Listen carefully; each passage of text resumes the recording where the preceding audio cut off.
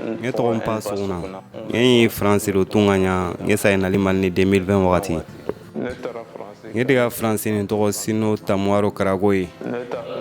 nge diga wakati sresuma nde ma pour que ngara orno mais ndiga alla ranya logana ko mpa le menyini ingre yare le menyini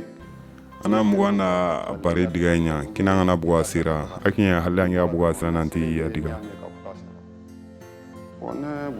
nga bugu asira nanti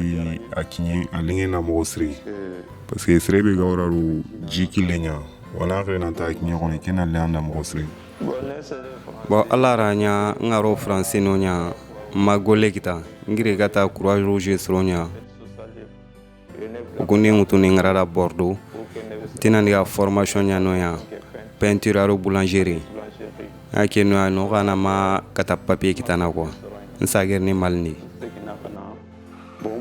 mpa ime sage nali Mali ama bugu mpa ime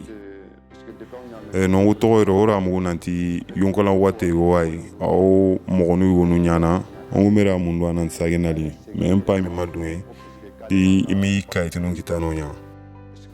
do gana sage nali Mali kunu we tampini ko lola na amundu ofi surongono kuro dema ni Mali mo bere abuwe France nali Mali ofi suronya sigite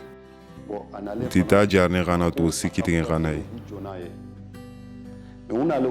ro dema ti khalsi wi ora o jarne nyana mo bere nge sager ni Mali nge man ni misikeni quoi parce que nge karun ko ngore Mali donc nge man ni misi nge abu France ge ni ngari na yagre bo sango tora mare me go bitigeni pour que na gole nyaaren to yoro nyi me ga khalen jopana wari uro de matériel si ora o jarne nyana mo bere ura gore go kinoyi nyam nana magasa go mundara o tete meya o golni no go akharen to qare mo bere nyo hime koni o mare munda tunrange nunda neme de untenga nai ana hana sage ni Mali na ya ga mundu ya ga mo kitene Mali ala woro bangin suiko ala no dema